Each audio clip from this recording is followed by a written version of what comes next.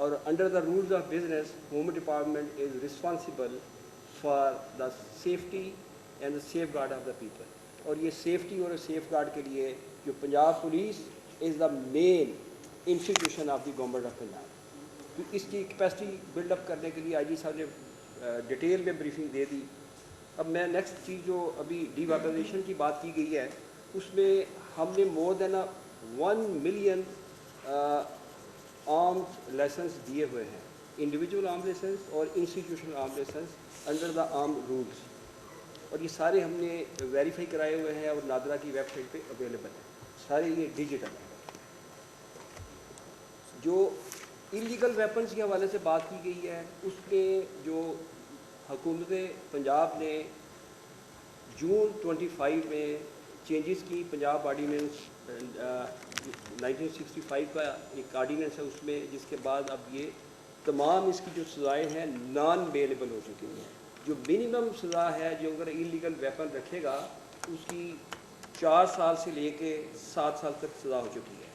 अगर किसी के पास प्रोहिबिटेड बोर का निकलता है वेपन, उसकी सज़ा 7 साल से लेके 10 साल हो चुकी है और उसके साथ जुर्माना भी 2 मिलियन है, और पहले केस में 1 मिलियन उसमें जुर्माना है। इसी तरह अगर उसके साथ प्रोहिबिटेड और नॉन प्रोहिबिटेड दोनों निकल आते हैं, उसमें भी सज़ा 10 साल से लेके 14 साल तक है और उसमें भी जुर्माना आपका 3 मिलियन है। तो ये देखिए स्ट्रिंजेंट किस्म की सज़ाएँ गवर्नमेंट ने मुकर्रर की है, इसलिए इससे फ़ायदा उठाएँ। जो अभी आईजी साहब ने चीज़ बताई है कि जिसके पास इलीगल वेपन्स हैं वो मुतलका पुलिस स्टेशन में जाके जमा करवा के एमनेस्टी की तहत अपनी वो एक फैसिलिटी अवेल कर लें।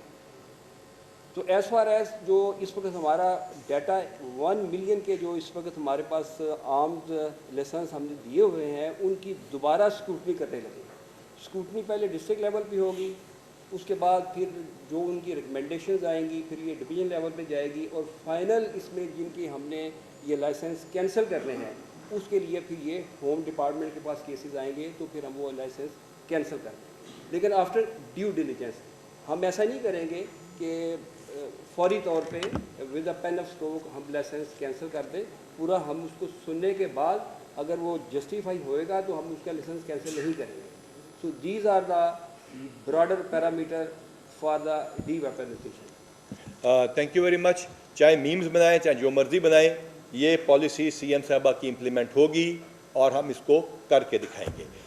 इस सिलसिले में यहाँ पे मैं ज़रूर बताना चाहूँगा कि हमने दर्जनों के करीब दहशतगर्दी के जो हमले पसपा किए, वो बग़ैर पुलिस की हिम्मत और उनके जो बहादुरी इंटेलिजेंस एजेंसियों के साथ हमारी कोऑर्डिनेशन के मुमकिन नहीं थे। लेकिन उसमें टेक्नोलॉजी जो मौजूदा हुकूमत ने इस्तेमाल करने के लिए हमें दी, उसने भी बड़ा फैसला कुन किरदार अदा किया।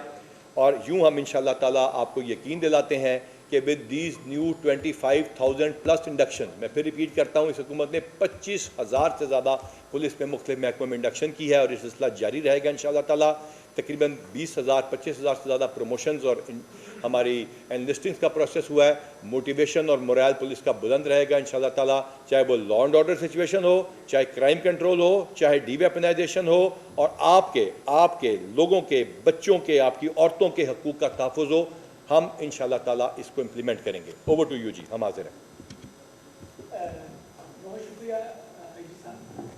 अभी कुछ दिनों पहले जो वाक़या सूरमा हुए हैं, उसके बाद जो कलतम तंजीम है उसकी जानिब से ख़वातीन गुज़रा को धमकियाँ दी जा रही है, जिसमें आप भी शामिल हैं मर्दों में, और सीएम साहबा हैं, और वो सोशल मीडिया में जो है वो वायरल हो रही है।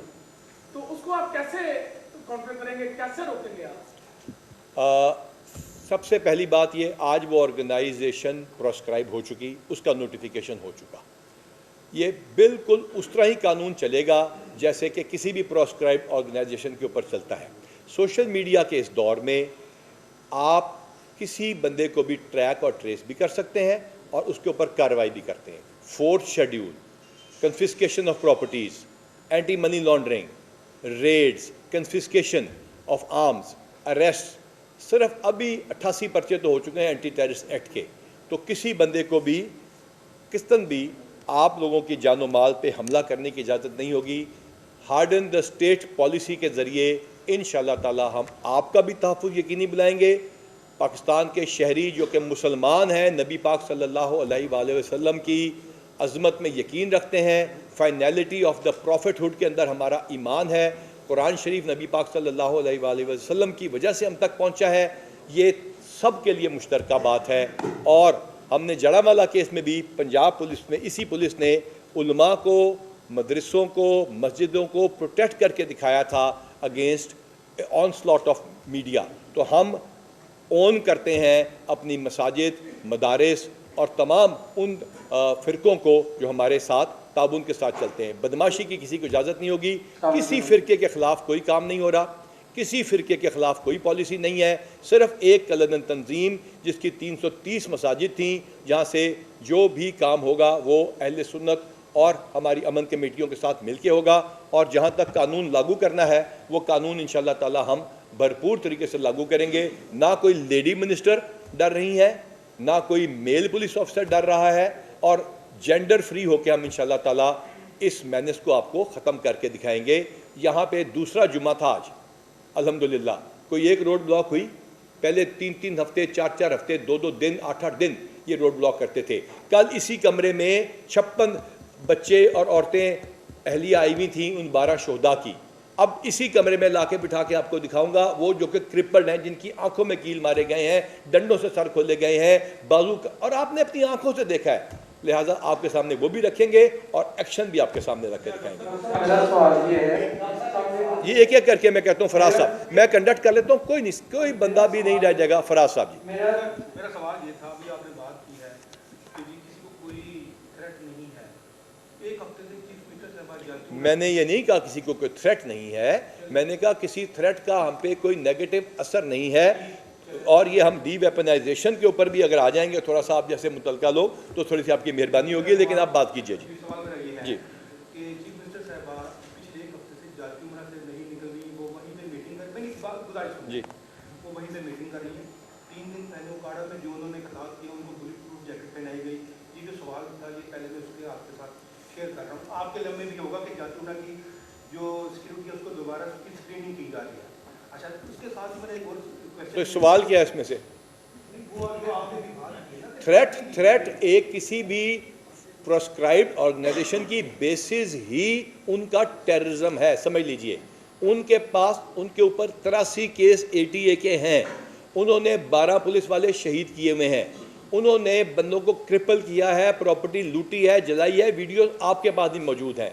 तो डेफिनेटली ऐसी प्रोस्क्राइब्ड टेरर बेस्ड आउटफिट की वजह से सिक्योरिटी पैरामीटर्स को टाइट किया जाना ज़रूरी है, और स्क्रूटनी ऑफ सिक्योरिटी करना ज़रूरी है। CM साहबा खुद तशरीफ लेके गई थी दोबारा भी बाहर, उसके अलावा भी हैं, और उन्हीं की हिम्मत है। तो ये पॉलिटिकल और मिलिट्री लीडरशिप ने मिलकर ये फैसला किया है। लिहाजा किसी भी सिक्योरिटी टारगेट हार्डनिंग को आप भी अपनी दीवारें ऊंची कर लेते हैं ना, तो उसको कसदाना खास्ता इससे ना लिया जाए कि किसी थ्रेट के ऊपर कोई बुजदली है। ये टारगेट हार्डनिंग होती है, हमने करनी होती है। जी, वेपन्स के ऊपर सवाल कीजिए। सबको सरेंडर करना पड़ेगा। देखिए हजारों बैंक्स हैं, ज्वेलरी शॉप्स हैं, नहीं है बिल्कुल। आपने मेरे ख्याल से मैंने बड़ा लाउड होकर अहमद फराज साहब बोला था, लेकिन चूंकि शायद आप सोशल मीडिया पे ज़्यादा तवज्जो देते हैं, नेशनल मीडिया पे कम देते हैं। अरे भाई, मैंने कहा कब कहा सबको करना पड़ेगा। 10 लाख लाइसेंस्ड वेपन है, उन सिक्योरिटी गार्ड्स की ट्रेनिंग हम करवा रहे हैं, उनको 15 के साथ लिंक हम करवा रहे हैं, उनको पैनिक बटन की ऐप फ्री में हम डेवलप करके दे रहे हैं, उनको हम अपने सेफ सिटी कैमरास के साथ मुंसलिक कर रहे हैं। हम सिर्फ उनकी बेहतर प्रोटेक्शन के लिए उन्हीं एस्टैब्लिशमेंट की जिन पे सिक्योरिटी गार्ड है उनको हम देख रहे हैं कि क्या उनमें कोई क्रिमिनल रिकॉर्ड वाला तो नहीं। हम ये भी ज़रूर देखेंगे उनकी ट्रेनिंग ठीक है कि नहीं। सबको असला जमा कराने की तो बात ही नहीं हुई, सिर्फ बात हुई कि एक बंदे के पास 15 मर्डर हैं। और ये मैं बात ASP दीपालपुर के तौर पर करता हूँ। जब मैंने वहाँ जाकर रिकॉर्ड देखा उससे 30 साल पहले, तो पता चला कि जो बंदा इश्तिहारी है उसका जो है वो भी असला था। अब जबकि होम डिपार्टमेंट ने उसको कंप्यूटराइज किया और चीफ मिनिस्टर इनिशिएटिव ले चुकी हैं, तो ऐसे बंदों के साथ ये होगा और नाजायज़ असला जमा कराना पड़ेगा। जो नहीं कराएगा वो भुगतेगा। जी।